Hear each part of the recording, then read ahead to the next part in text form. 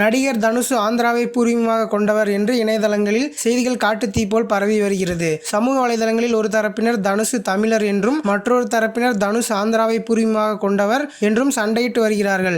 ஆனால் உண்மையில் தனுஷ் தமிழரா ஆந்திராவை சேர்ந்தவரா என கேட்டால் தனுஷ் அவர்கள் தேனி மாவட்டத்தை பூர்வீகமாக கொண்டவர். ராமசாமி நாயுடு ரங்கம்மாள் இவர்களின் பேரனாக தனுஷுவின் குலதெய்வம் கோயில் இன்றும் தேனியில் இருக்கிறது. ராமசாமி நாயுடு மற்றும் ரங்கம்மாள் இவர்களின் மகனான கிருஷ்ணமூர்த்தி என்னும் கஸ்தூரி ராஜா தனது உறவினர் விஜயலட்சுமி என்பவரை திருமணம் செய்து கொண்டார். இந்த தம்பதியினருக்கு செல்வராகவன் 2 பெண் குழந்தைகள் உட்பட தனுஷும் பிறந்த சூழ்நிலையில் 4 குழந்தைகளையும் அழைத்துக் கொண்டு சினிமாவுக்காக தேனியில் இருந்து சென்னைக்கு வந்து செட்டில் ஆனவர் தான் கஸ்தூரி ராஜா. எப்படி இயக்குனர் பாக்யராஜா மற்றும் பார்த்திபன் இவர்கள் தெலுங்கு பேசும் நாயுடு இனத்தை நாங்கள் சேர்ந்தவர்கள் என்று பல பேட்டிகளில் குறிப்பிட்டிருந்தார்களோ அதே போலதான் தனுஷுவின் குடும்பமும் தெலுங்கு பேசும் கௌரவ நாயுடு என்னும் நாயக்கர் இனத்தை சேர்ந்தவர்கள். திடீரென்று தனுஷ் தமிழரா ஆந்திராவை சேர்ந்தவரா என்ற கேள்வி எழுந்ததற்கு ஒரு முக்கிய காரணம் நேற்றைய தினம் தனுஷ் ரசிகர்கள் மன்றம் சார்பாக அவர்களது நற்பணி மன்றத்தின் கொடியை வெளியிட்டது. அந்த கொடியில் வெள்ளை சிவப்பு நிறத்துடன் நடுவில் ஸ்டார் வண்ணத்தில் தனுஷுவின் புகைப்படம் இடம்பெற்றிருந்தது.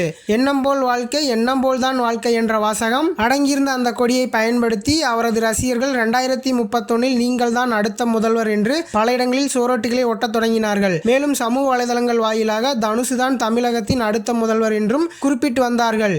இந்த சூழ்நிலையில் தான் தனுஷுவின் பூர்வீகம் ஆந்திராவில் பெரும்பான்மையாக வசிக்கும் தெலுங்கு பேசும் நாயக்கர் இனத்தை சேர்ந்தவர்கள் என்றும் ஆந்திராவிலிருந்து வந்த பலரும் தான் தற்போது தமிழகத்தை ஆண்டு கொண்டிருக்கிறார்கள், ஆள துடிக்கிறார்கள் எனவும் விமர்சனங்கள் எழத் தொடங்கியது. தனுஷ் தற்போது நற்பணி மன்றம் தொடங்கியிருப்பது பின்னால் அவரது முன்னாள் மாமனார் ரஜினிகாந்த் இருக்கிறாரா என்ற கேள்வியும் எழுப்பி வருகிறார்கள். காரணம் வெள்ளை சிவப்பு நிறத்தில் நடுவில் ஸ்டார் இடம்பெற்றிருப்பது சூப்பர் ஸ்டார் ரஜினிகாந்தை குறிக்கிறதா என்றும் தனது மாமனரால் பிடிக்க முடியாத இடத்தை தனுஷ் அடைவதற்கு துடிக்கிறாரா எனவும் கேள்வி எழுப்பி வருகிறார்கள். கடந்த 10 ஆண்டுகளுக்கு முன்பே தனுஷ் அவர்களின் தந்தை கஸ்தூரி ராஜா பாஜகவில் தன்னை இணைத்துக் கொண்டார்.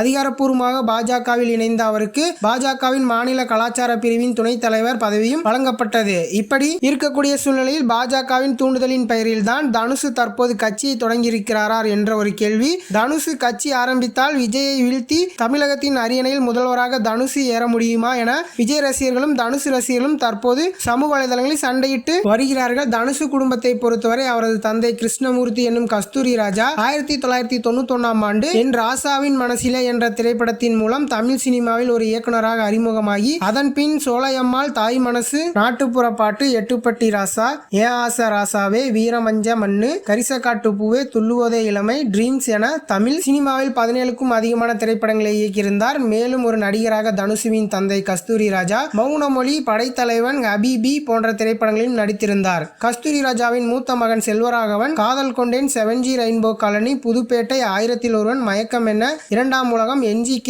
நெஞ்சம் மறப்பதில்லை, நானே ஒருவன் என அவரும் தனது தந்தை போலவே தமிழ் சினிமாவில் ஒரு இயக்குனராக வலம் வந்தார். இந்த சூழ்நிலையில் தான் தனது மூத்த மகனை எப்படி தமிழ் சினிமாவில் ஒரு இயக்குனராக உருவாக்கி காட்டினாரோ கஸ்தூரி ராஜா அதே போலதான் தனது கடைசி மகனான தனுஷுவையும் கடந்த 2002ஆம் ஆண்டு துள்ளுவதா இளமை என்ற திரைப்படத்தின் மூலம் தமிழ் சினிமாவில் ஒரு கதாநாயகனாக அறிமுகப்படுத்தி வைத்தார். தனது தந்தை மன்னனும் தமிழ் சினிமாவில் ஒரு முக்கிய இடத்தை பிடிக்க அவர்களது வழியை பின்பற்றி துள்ளுவதா இளமை திரைப்படத்தின் மூலம் ஒரு கதாநாயகனாக அறிமுகமான தனுஷ் பின்காலத்தில் காதல் கொண்டேன், திருடா திருடி, புதுக்கோட்டையிலிருந்து சரவணன், சுல்லான், தேவதையை கண்டேன், புதுப்பேட்டை, பரட்டை என்கின்ற அழகு சுந்தரம், பொல்லாதவன் என தொடர்ச்சியாக தமிழ் சினிமாவில் ஆக்ஷன் திரைப்படங்களில் நடித்து தனது தனித்திறமையின் மூலம் ஒரு முக்கிய நடிகர் என்னும் அந்தஸ்தையும் பெற்றார். மேலும் கஸ்தூரி ராஜாவின் 2 மகள்களும் மருத்துவராக இருக்கக்கூடிய சூழ்நிலையில் அவரின் பேரனும் நிலவுக்கு என்மேல் என்னடி கோவம் என்ற திரைப்படத்தின் மூலம் ஒரு கதாநாயகனாக அறிமுகமானார். கஸ்தூரி ராஜாவின் பேரன் பவிஷ் நடித்த அந்த திரைப்படம் கலவையான விமர்சனங்களை பெற்றாலும் அந்த திரைப்படத்தை தனுஷ் இயக்கியிருந்த காரணத்தினால் தனது பேரனும் தனுஷுவை போலவே ஒரு முக்கிய இடத்தை தமிழ் சினிமாவில் பிடிப்பான் என்று பல பேட்டிகளில் கஸ்தூரி ராஜா குறிப்பிட்டு வருகிறார்.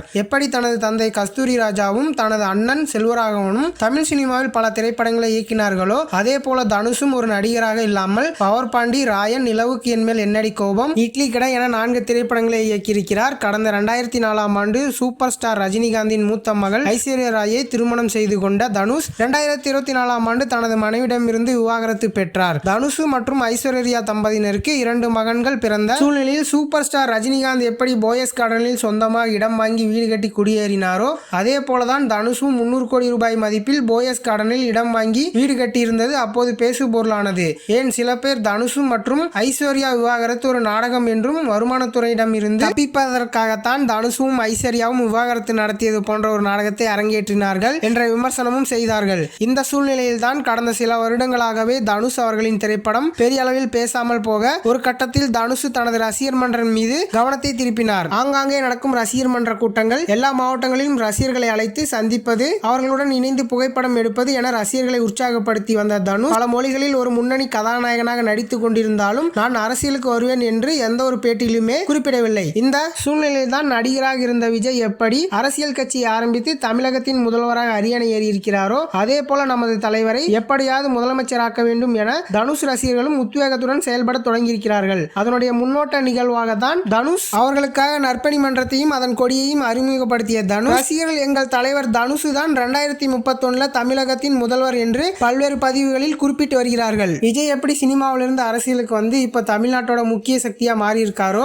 அதே போல 2031 தனுஷும் ஒரு பெரிய இம்பாக்ட் உருவாக்குவார்னு அவங்க ரசிகர்கள் இப்பவே வேலையை ஆரம்பிச்சிட்டாங்க. ஆனா இப்போதைக்கு தனுஷ் அவரோட முழு கவனத்தையுமே சினிமாவில தான் வச்சிருக்காரு. தனுஷோட இந்த புதிய கொடி அரசியல் என்ட்ரிக்கான அஸ்திவாரமா இல்ல சாதாரண நற்பணி மன்ற அப்டேட்டா? தனுஷால விஜய்க்கு சவால் கொடுக்க முடியுமா? உங்க கருத்தை கீழே கமெண்ட் பாக்ஸ்ல சொல்லுங்க. இந்த வீடியோ பிடிச்சிருந்தா லைக் பண்ணிட்டு மறக்காம லோகன் டாக்கீஸ் சேனலை சப்ஸ்கிரைப் பண்ணிக்கோங்க. சினிமா டாக்கீஸ் எப்போதுமே லோகன் டாக்கீஸ். அடுத்த வீடியோல சந்திக்கிறேன். டாடா பாய்.